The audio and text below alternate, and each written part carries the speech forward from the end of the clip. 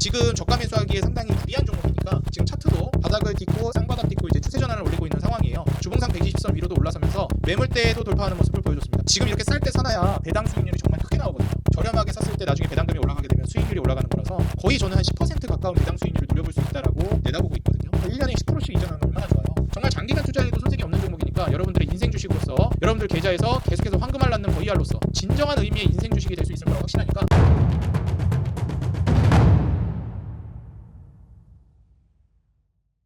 자, 반갑습니다. 주식장인 유튜브 구독자 여러분들, 주식장인입니다. 오늘 인생 주식 코너로 여러분들께 인사를 드리게 됐는데요. 오늘 제가 이제 여러분들께 소개해드리는 인생 주식 코너는 사실 요즘 같은 이제 고금리 시기 그리고 불경기가 맞물리는 시기에 투자를 해놓았을 때 추후에 이제 호경기와 투자 시장이 촉진됐을 때 수혜를 볼 만한 주식으로 준비를 해왔습니다. 사실 이제 어제도 그렇고 제가 사이클에 관한 강조를 지금까지 정말 여러 번 해왔었는데 이 사이클이라는 게 중요한 게 결국은 영원한 호황도 없고 영원한 불황도 없다라는 이런 믿음에 기인해가지고 투자를 고려하는 거거든요. 요즘 같은 고금리 그리고 투자 시장이 얼어붙는 시기에 저가 매수를 성공해가지고 나중에 시장이 다시 열기를 띄었을 때 수혜를 볼 수 있을 만한 종목으로 준비했으니까 오늘 영상 본격적으로 시청하시기 앞서서 좋아요와 응원 댓글 그리고 아직 구독 버튼 눌러주지 않으신 분들은 구독 버튼하고 알람 버튼도 꼭 눌러주시면 감사하겠습니다. 여러분들 사랑에 힘입어서 구독자가 쭉쭉 늘고 있습니다. 네, 응원 댓글과 좋아요 한 번씩 꼭 눌러주세요. 자, 오늘 제가 소개해드릴 기업은 바로 한국금융지주라는 종목입니다. 사실 이제 이 투자 시장에 있어서 사이클을 도는 대표적인 종목 중에 하나가 바로 이제 금융주입니다. 그 중에서도 이제 최근에 저PBR 관련된 종목들 한국 증시 밸류 프로그램과 맞물리면서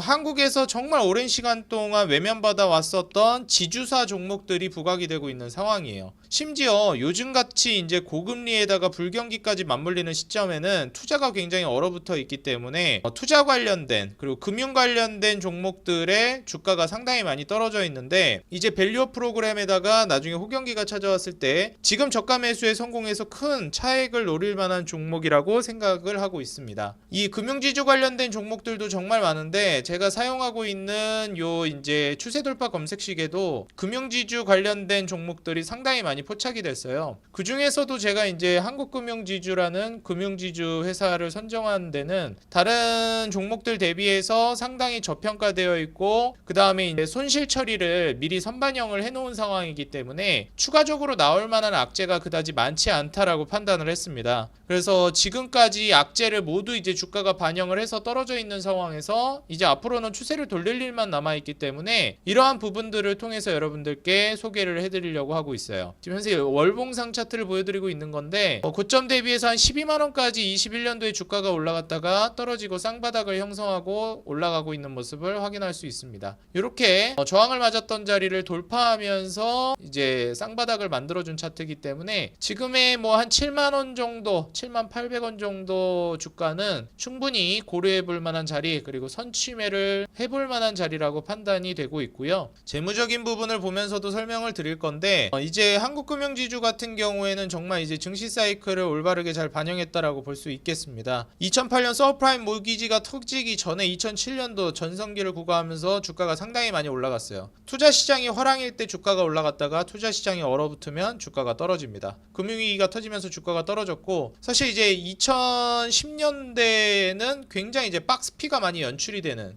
굉장히 좀 재미없는 시장이었죠. 주식시장이. 이때 이제 한 4년에서 5년 동안 박스피를 기록하다 보니까 한 2014년까지 이렇게 한국금융지주의 주가 역시도 횡보세를 보여줬습니다. 그러다 2014년도에서 2015년도에 주식시장이 한번 또 부각을 받았었는데 이때는 이제 뭐 중국 관련된 종목들, 중국 소비주 이런 종목들이 많이 부각을 받으면서 증시도 좀 재미를 봤었죠. 이때 이제 한번 더 한국금융지주 역시 증시가 화랑을 띠면서 주가가 같이 올라갔었고요. 그리고 16년도, 17년도 좀 어려운 모습을 보여주다가 아시죠? 2017년도부터 2018년도는 우리가 이제 기억할 수 있는 정말 유명한 호황장 중에 하나였습니다. 그래서 2018년도까지 정말 재미를 보고 있었는데 18년도에 이제 미중 무역 전쟁이 터지면서 증시가 많이 고꾸라졌고 그러다가 코로나 팬데믹이 터지면서 굉장히 급락을 보여줬어요. 그리고 나서 이제 코로나 팬데믹 이후에 거의 제로 금리에 가까울 정도로 금리를 낮추면서 투자 시장을 활성화시켰습니다. 그러면서 20년도, 21년도가 전성기를 구가하는 투자 시장이 형성됐어요. 이때 주가가 최고점을 찍고, 그리고 나서 21년도부터 미국이 기준금리를 올리면서 투자시장이 다시 위축됐죠. 그러면서 2023년도, 24년도까지 지금 어려운 국면을 계속 보여주고 있습니다. 최근에 주가가 좀 올라간 건 이제 고금리 기조가 마무리가 됐고 저금리를 준비하고 있는 단계, 더 이상 금리를 올리는 단계는 종료됐다라고 판단이 들었기 때문에 저가 매수세가 들어왔다라고 보고 있습니다. 여러분들도 그렇고 저도 그렇고 시장에서 어느 정도 판단을 하고 있는 건 이제 앞으로 금리가 더 오르진 않을 거다라고 다들 예상을 하고 있죠. 올해 2024년도에는 이제 기준금리 인하를 시작할 거라고 얘기를 하고 있어요. 제가 이전에도 한번 설명드린 적이 있지만 이 금리라는 게 주식시장에 영향력을 굉장히 강하게 끼칩니다. 금리가 올라가게 되면 주식시장은 얼어붙으면서 장사가 안 돼요. 투자 심리가 많이 얼어붙습니다. 근데 금리가 인하가 되면 자금 조달도 쉬워지고, 그런 이제 쉬워진 자금 조달, 그리고 돈의 가치가 많이 떨어지기 때문에 투자 시장으로 많이 돈들이 유입이 돼요. 그러다 보니 이제 2024년도 뭐 한 중순이 될지 말이 될지는 가봐야 되겠지만, 어찌됐건 지금 시장에서 거의 기정사실화되고 있는 수준은 금리 인상은 이제 절대 안 할 거고 인하를 할 건데 그게 언제냐. 근데 어지간하면 2024년 올해 안에 인하를 시작하긴 할 거다라는 거죠. 그래서 이제 인하를 시작하는 것만 앞두고 있는 시점, 금리가 더 이상 올라갈 거는 없다고 봐도 되죠. 그렇기 때문에 한국금융지주라는 이제 금융지주사 입장에서는 금리가 떨어지면 호재입니다. 투자 시장이 활성화되기 때문에. 그렇기 때문에 한국금융지주 입장에서는 지금이 최악을 지나가고 있다라고 보셔도 무방할 것 같아요. 그러면서 이제 여기서 우리가 봐줘야 되는 거는 투자자별 매매 종합, 이게 아닌데 어디 갔지? 네, 증시 주변 차금 추이, 이거를 보셔야 합니다. 여기에서 증시 주변 자금 추이라는 게 고객예탁금이랑 신용잔고로 나눌 수가 있는데, 고객예탁금은 내 돈 가지고 투자하는 물량이고 신용잔고는 빚을 내서 투자하는 물량이라고 생각하시면 돼요. 그래서 이 예탁금과 신용잔고가 올라가 줘야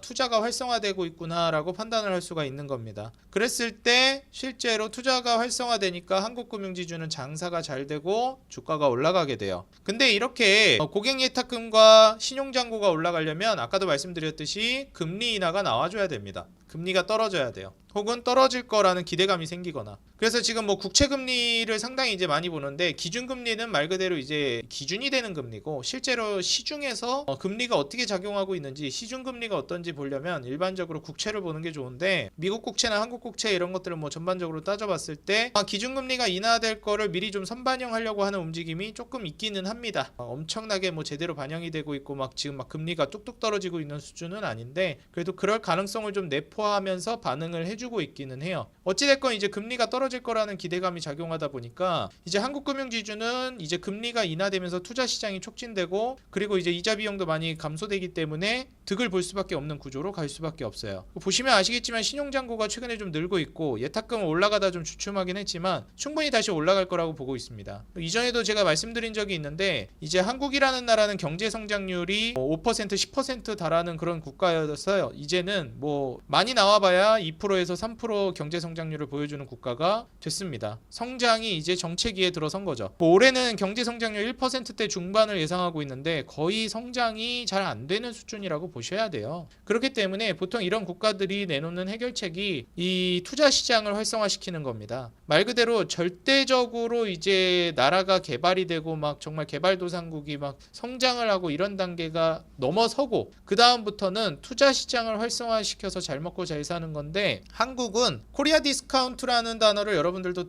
들어보셨겠지만 투자 시장이 굉장히 아직까지도 성숙화 단계에 들어서지 못했습니다. 어떻게 보면 긍정적으로 생각을 해보면 앞으로 성숙해질 거니까 지금 저가 매수할 수 있는 기회라고 볼 수 있는 거죠. 코리아 디스카운트는 정말 기존 주주들에겐 답답한 그런 단어지만, 이제 주식을 투자하는 사람들의 입장에서는 저가 매수할 수 있는 찬스라고 볼 수 있어요. 전 세계적인 글로벌 트렌드로 놓고 전 세계 시장과 비교했을 때 한국 주식 시장이 말도 안 되게 싸다라는 거는 이제 앞으로 올라갈 거라는 거거든요. 제가 항상 말씀드리지만 투자 시장은 비정상이 정상이 되고, 이 정상적인 부분은 비정상이 될 정도로 올라가고 다시 이제 정상에서 비정상이 될 정도로 떨어집니다. 일반적으로 국가가 이렇게 성장하면 주가도 증시도 이렇게 움직이는 게 일반적이잖아요. 똑같이. 근데 실제로는 이렇게 똑같이 움직이지 않습니다. 나라가 이렇게 발전을 하면 증시라는 거, 투자 시장이라는 거는 이렇게 왔다 갔다 요동을 쳐요. 이런 식으로. 그렇기 때문에 여러분들이 이런 것들을 이제 인지를 한다라고 했을 때 한국 시장이 이렇게 저평가되어 있는 거예요. 지금 실제로 한국이 잘 먹고 잘 사는 그런 거에 비해서. 그렇다는 걸 감안하면 이렇게 정상 궤도에 올라설 수밖에 없습니다. 그런 거 이제 감안하면 투자를 할 것이고, 그리고 이전까지는 주식 투자, 뭐 부동산 투자는 정말 활성화되어 있지만 일반적으로 국가가 막 성장하고 있는 국가들이 그렇거든요. 부동산 투자 시장은 엄청나게 활성화가 되는데 뭐 중국도 그랬잖아요. 이 주식 시장은 그 뒷단계에 활성화가 돼요. 그래서 이제 한국이 부동산 시장이 사실 우리가 GDP 성장률보다도 너무 과하게 올라간 게 사실이에요. 코로나 영향도 있었지만 절대적으로 그렇습니다. 그래서 이제 다음 이제 상승장이라든지 투자 시장에서는 주식 시장 그리고 증권 시장이 활성화될 가능성이 매우 높다라고 말씀을 드리고 싶고, 거기에 대해서 수혜를 볼 수 있는 게 한국금융지주라고 보시면 될 것 같아요. 지금 이제 저금리를 앞두고 있는 시점에서 충분히 수혜를 볼 수 있겠고, 여기서 이제 하나 좀 가져가 볼 만한 게 주가가 최근에 이제 좀 실적이 예상보다 안 좋게 나왔어요. 한국금융지주가. 그때 이제 부동산 PF 충당금이라든지 이번에 또 부동산 시장의 거품이 깨지면서 많이 손실을 봤습니다. 이런 투자 회사들도. 그래서 뭐 부동산 PF 충당금이라는 게 손실을 미리 반영시키는 거잖아요. 그래서 그런 충당금이라든지 부동산 펀드 관련 손상액이라든지 이런 부분들이 거의 4천억대 중반 정도 됩니다. 근데 이런 거를 이미 선반영을 어느 정도 해 나가면서 뭐 솔직히 충당금이랑 평가 손실 다 합치면 거의 한 7천억 정도 되거든요. 그래서 뭐 PF 사태라든지 해외 부동산 관련된 투자 손실이라든지 이런 부분에 있어서도 업계 중에서도 한국금융지주가 가장 선제적으로 적립을 미리 시켰어요. 좀 긍정적으로 생각하니까 적립이지 미리 그 손실을 다 반영을 시켜놨습니다. 그래서 재무적으로 안 좋은 부분은 이미 반영이 됐고, 그렇게 재무적으로 안 좋은 걸 미리 반영했는데도 불구하고 ROE가 상당히 선방을 했어요. 거의 10% 가까이 나왔습니다. 8%대 나왔어요. ROE가 그렇게 손실을 미리 반영시켰는데 충당금 반영하는데도 8%대가 나왔다라는 거는 앞으로 이제 반영할 만한 손실이 그다지 많지는 않아요. 그렇다라는 건 이제 앞으로 호재거리만 가득하다라는 거고, 지금 현재 외인과 기관들의 물량도 상당히 이제 좀 밸런스 있게 쌍끌이 매수세가 좀 들어오고 있는 걸 확인하실 수 있습니다. 그리고 여기서 이제 좀 눈여겨볼 만한 게, 제가 지금 재무표에서 보시면 아시겠지만 여기서 배당 성향이라는 게 있죠. 배당 성향을 보시게 되면 거의 20%대를 유지해주고 있어요. 물론 이제 기업이 벌어들이는 이익이 어떨 땐 돈을 많이 벌고 어떨 땐 적게 벌지만, 많이 벌면 많이 버는 대로, 적게 벌면 적게 버는 대로 최소한 번 돈의 20%는 항상 주주들에게 쉐어를 해준다라는 거를 여러분들이 확인하셔야 됩니다. 심지어 한국금융지주 같은 경우는 한국투자증권이라든지 여러 가지 이제 부동산 관련된 이제 자회사들이라든지 이런 것들을 보유하고 있기 때문에, 한국에서 이제 투자 시장이 활성화된다라고 했을 때, 지금같이 투자가 얼어붙었을 때 투자를 한다라고 했을 때 배당 성향을 꾸준히 20% 준다라는 이런 기업의 이런 모토, 신뢰를 주고 있잖아요. 뭐 많이 벌면 많이 버는 대로, 적게 버는 적게 버는 대로 주주 환원을 하는 기업이기 때문에 이걸 믿고 투자를 해볼 만한 기업입니다. 실제로 실적에서 이익이 많이 나는 기업 중에 하나이기 때문에 업계 중에서도 상당히 저는 유리하게 작용한다라고 봐요. 지금 현재 한국금융지주가 다른 종목들에 비해서도 이 업계 금융지주 관련된 종목들 중에서도 과하게 좀 저평가가 되어 있는데, 그 이유가 제가 방금도 말씀드렸지만 가장 적극적으로 먼저 이제 부동산 관련이라든지 이런 손실금 충당금을 재무에 반영을 시켰기 때문에 좀 과하게 저평가되어 있는 부분은 있는 것 같아요. PER도 5배에서 4배를 왔다 갔다 하고 있는 상황이고요. PBR 같은 경우에도 0.4배 정도를 왔다 갔다 하고 있습니다. 우리가 이제 밸류업 프로그램을 계속해서 얘기를 하고 있는 단계잖아요. 그렇기 때문에 저 PBR 관련된 종목들이 부각이 될 수 있는데, 이 종목은 PER도 상당히 저 PER입니다. 거기다가 배당 성향도 20% 정도 되기 때문에 어떨 때는 배당 수익률이 뭐 3% 나올 때도 있고 뭐 이러는데, 잘 나올 때 또 7% 나올 때도 있습니다.